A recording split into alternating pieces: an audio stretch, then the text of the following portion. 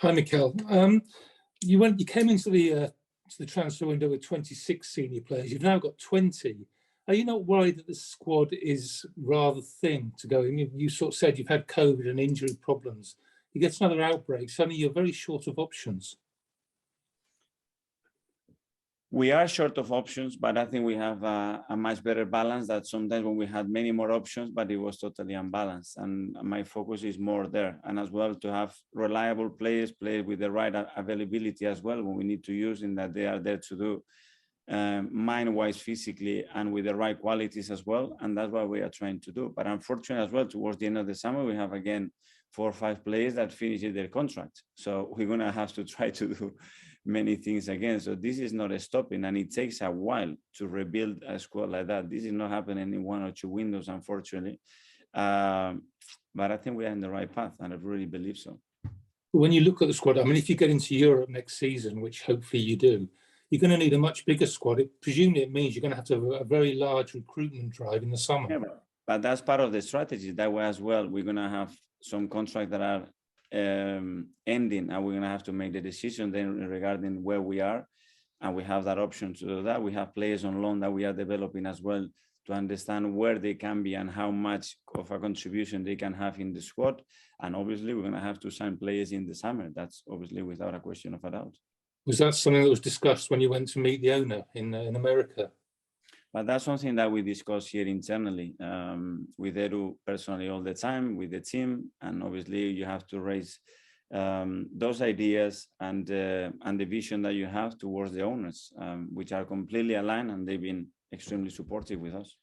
I mean, final question, people would look at it and say you've taken a bit of a gamble by allowing the squad to be so small. Are you prepared maybe for a bit of a backlash if things don't work out and you get a couple of injuries? People are bound to start saying, oh, why did you do that? Are you sort of ready for those consequences? Yes, Mark, but sometimes it's not what we want to do, it's what we can do as well. And we have to be realistic on that. And I'm not talking only about the financial position of the club and the investment that we had to do and how we've been able to sell or loan players, but as well that when you identify the talent that you have, whether it's available as well to do it. And the last thing that we want to do is bring players here that they are not going to take us to the next level, because now we want to go to the next level. And to do that, we need to have the certainties.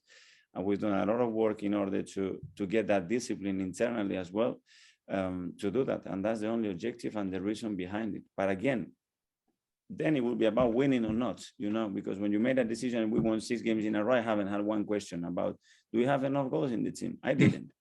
Now you do. It's going to happen. It's normal. But my decision, our decision as a club cannot be based on that, because if not, then I know where we're going to go, 100%. And it's not to the place that we want to take the club. Are you confident that the players you want will? I mean, we saw with Vlahovic, you made an effort for him. He didn't want to come to Arsenal, maybe because you're not in the Champions League. Are you confident that in the summer these quality players will want to come to Arsenal? Absolutely.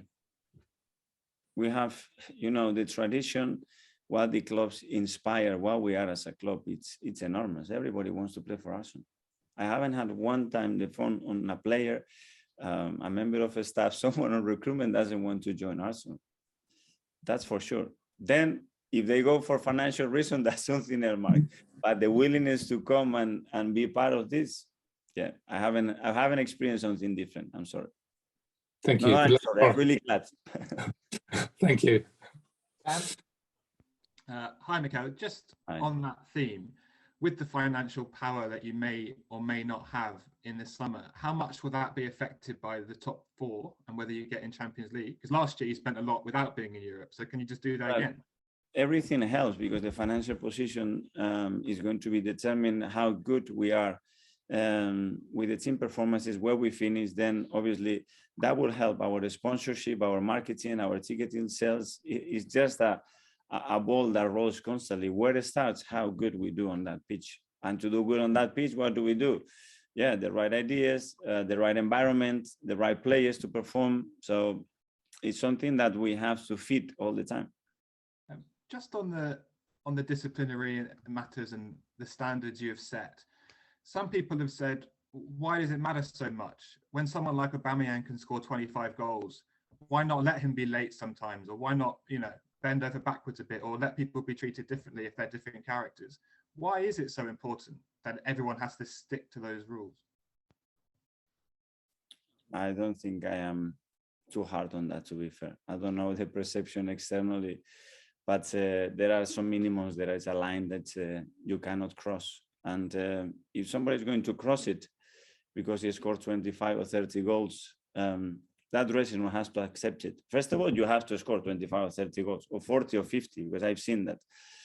And maybe they said, listen, guys, even don't train. You train once a week and you play.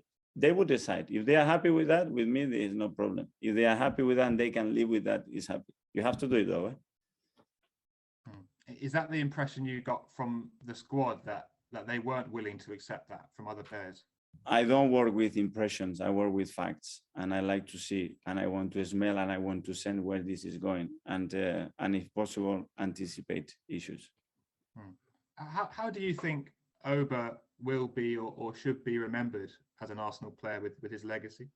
From my side, I think everybody here, and I think you've seen a couple of messages towards him. I think it's gratitude, wish him the best, and move on without any regrets, because I prefer to look at all the beautiful things and good times that we have, and as well, very important as well, to learn from those ones that they are not being so good, and what could you have done better, especially from my side when I look at that.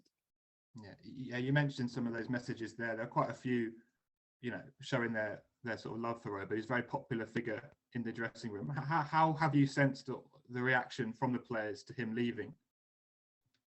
Well, I think very understandable. They knew what was happening, and I think it's a good solution for everybody.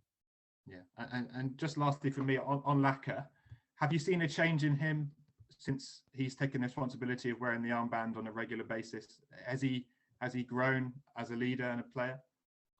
Lacazette is who it is. He hasn't changed. A person doesn't change because of something. He knows the importance that he has in the team, and he knows how much he's played, especially since I've been here, and that's him. And he needs to be him. He doesn't need to pretend to be something that he's not. The best thing is to be yourself. Okay, thanks, Mikel. Cheers. Thank you. Thanks, Sam. So that's Zimbabwe 10:30 tonight. Finally come to Simon.